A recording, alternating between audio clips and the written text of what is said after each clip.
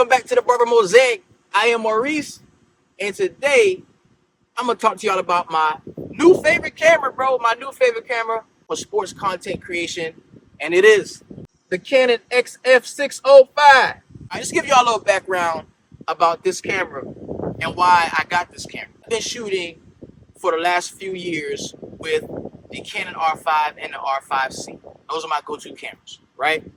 And I got tired of rigging up the R5C. The battery life was bad, so I had to get a V-mount battery. I had to get a mic. I had to get a cage. I had to get a monitor. I had to do all of this shit. Where the camera itself was like $4,500 at the time because I purchased it brand new. And then after I buy all this other shit, I've invested about $6,000 into this camera. And I was like, damn, this is a lot to break down and put together, as I'm doing whatever I'm doing. Because of course I was taking photos and I was getting video too. Now I'm a sports content creator. I do a lot of stuff for the high schools in my area and around the state. Football is like king, but I do a little bit of everything. So I'm looking around at more advanced cinema style cameras. I'm checking out the Canon C70. I'm checking out, the C500, Mark 1, Mark 2. I'm looking at the C200. All of these cameras, the red Komodo, because of course I'm invested at this point in RF glass. So that's why there's no Sony or Nikon. Shout out to Sony. But no Sony, Nikon, or any of the Lumix cameras are, things on my radar. This is just RF lens cameras. I'm already invested in lenses. So I'm looking around, and the C70 is 6,500. I done spent $6K booting up the R5C, the C500. All those cameras are hella expensive. And I'm like, you know what? There's got to be a way that I can break into the cinema game in a comfortable way, because my R5C was my break into the cinema game, but it's got to be a more comfortable way I can break into the cinema game. So I'm looking at cameras, and I come across this video talking about an XF605, the Canon XF605, and that might be a good option.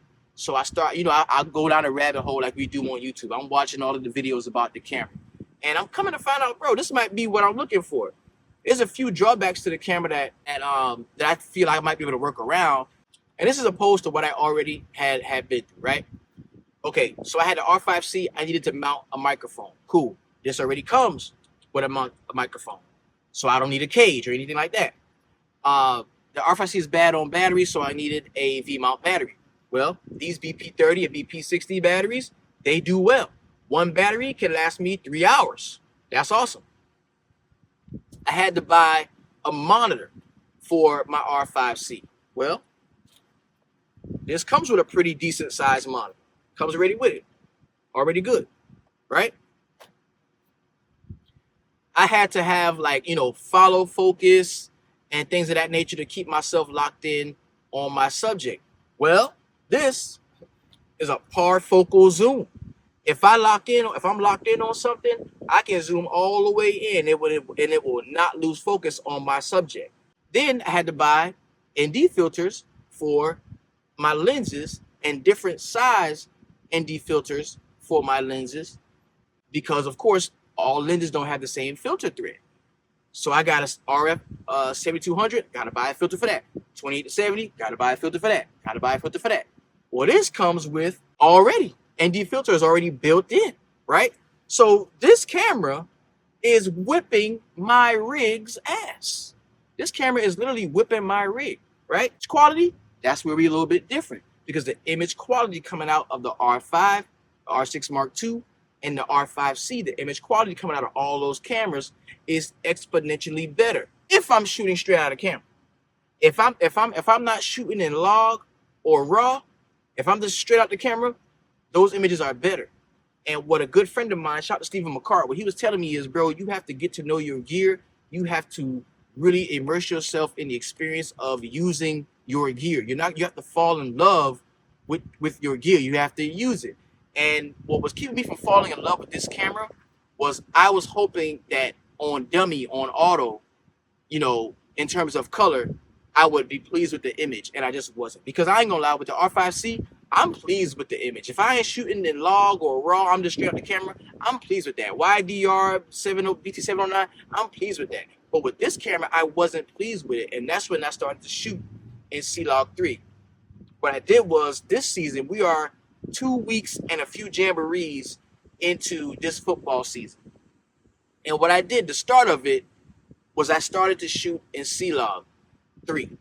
And when I tell you, I fucking love the image that comes out of this camera.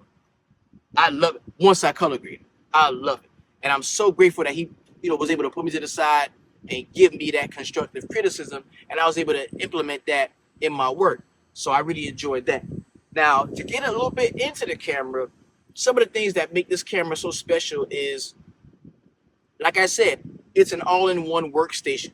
I have everything I need to perform the job pre-editing that I need, right? From the ND to the audio, where I've got 2 inputs, XLR, not mini, but full XLR. I've got the monitor that I need. I have 2 ways I can get started and record right here. Red record button here, record button right here. It's very easy to cycle through clips. This does open and close to protect my lens. It comes with a lens, so I don't have to buy any other lens or change lenses or have anything else in my bag. It's just this camera and my mic. The drawbacks was, what I thought was going to be a drawback, was that I can't get to 2.8 on the long end. Wide end, this camera does give me 2.8, but it's a 2.8 to 4.5. Once I zoom all the way in, the lowest aperture I can shoot at is 4.5. But then when you think about it, this is outdoors. This is sports. I'm putting up the games most of the time. Either it's a very, very well-lit high school. I'm talking about, those schools are state-of-the-art now. The high schools are well-lit. And plus, the base ISO for this camera is 800. So that means, bro, I'm already coming in shooting at 800. I need to use ND to calm it down. So I can shoot at 4.5 and it won't be an issue, right? So that's kind of a problem solved. Plus, you think about it, a lot of what I'm doing is, if I'm zooming in on the quarterback and I got the quarterback's eyes, right? And right when he snaps the ball and goes into his 3, 5, 7-step drop, I'm coming out to widen the frame, and then I'm going back in after I track the ball. I'm going back in to get a close-up of the receiver when they catch it. And this zoom rocker, bro, allows me to do all of that. I'm in the eyes of the point guard as he's bringing the ball up the floor, right?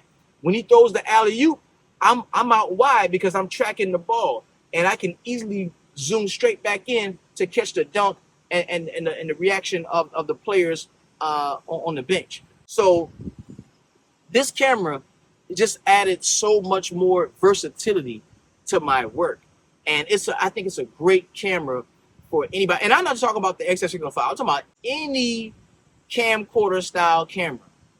I think it's a very, very valuable asset to have as a live action sports creator. I really do. I swear on it, because the money that you're going to save by buying this all-in-one package, and the time that you're going to save tearing it down, building it up, tearing it down, building it up, bro, it's invaluable. And another thing is, like I said, I want to take photos too. Well, guess what? I shoot this in log, and I'm shooting in a UHD 4K. It's not that top flight 4K or that 496 by 2170 or 2180. It's not that. It's the 380 something by 1819, something like that. It's that UHD 4K, which is still good. It's higher than 1080p. If I'm shooting in that and I color grade it in that, I can take a screen grab. As long as I'm properly in focus during the video, I can take a screen grab and use that as a thumbnail or even a still image, right? So this camera just really does everything that I needed to do.